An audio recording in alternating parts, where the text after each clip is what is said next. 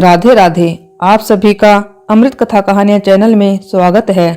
आज इस वीडियो में मैं आपको मंगल प्रदोष व्रत या भौम प्रदोष व्रत कथा सुनाऊंगी।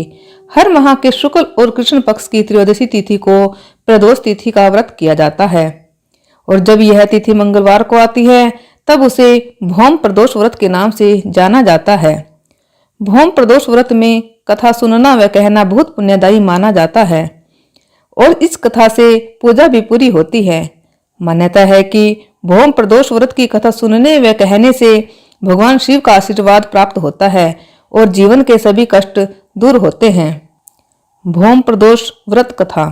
सूत जी बोले, अब मैं मंगल त्रयोदशी प्रदोष व्रत का विधि विधान कहता हूँ। मंगलवार का दिन व्याधियों का नाशक है।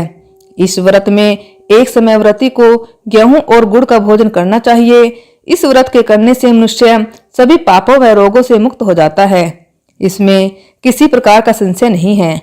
अब मैं आपको उस बुढ़िया की कथा सुनाता हूँ जिसने यह व्रत किया वह मोक्ष को प्राप्त हुई। अत्यंत प्राचीन काल की घटना है। एक नगर में एक बुढ़िया रहती थी। उसके मंगलिया नाम का एक पुत्र था। वृद्धा को हनुमान जी पर बड़ी श्रद्धा थी।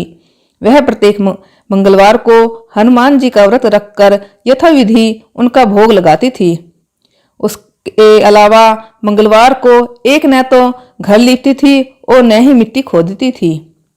इसी प्रकार से व्रत रखते हुए जब उसे काफी दिन बीत गए तो हनुमान जी ने सोचा कि चलो आज इस वृद्धा की श्रद्धा की परीक्षा करें।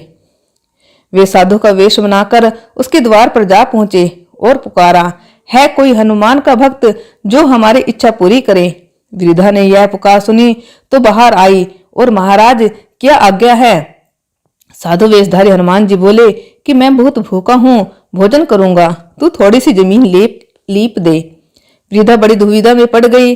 अंत में हाथ जोड़कर प्रार्थना की, हे महाराज, लीपने और मिट्टी खोदने के अतिरिक्त जो काम आप कहें वह मैं करने को तैयार हूँ।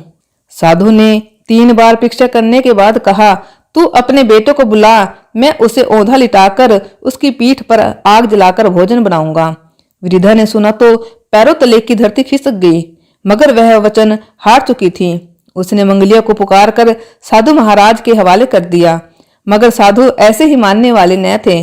उन्होंने वृद्धा के हाथों से ही मंगलिया को औंधा लिटाकर उसकी पीठ पर आग जलवाई और भोजन पकाया और साधु महाराज के पास आ गई। बुढ़िया ने कहा, भोजन ग्रहण कीजिए। तब साधु महाराज ने बुढ़िया से कहा कि वह मंगलिया को पुकारे ताकि वह भी आकर भोग लगा ले। वृद्धा में आंसू भरकर कहने लगी कि अब उसका नाम लेकर मेरे हृदय को और न दुखाओ। लेकिन साधु महाराज न माने। वृद्धा को भोजन के लिए मंगलिया को पुकारना पड़ा। पुकारने की देर थी कि मंगलिया बाहर से हंसता हुआ घर में दौड़ा आया। मंगलिया को जीता जागता देखकर वृद्धा को सुखद आश्चर्य हुआ। वह साधु महाराज के चरणों में गिर पड़ी। साधु महाराज ने उसे अपने असली रूप में दर्शन दिए। हनुमान जी को अपने आंगन में देखकर वृद्धा को लगा कि उसका जीवन सफल हो गया।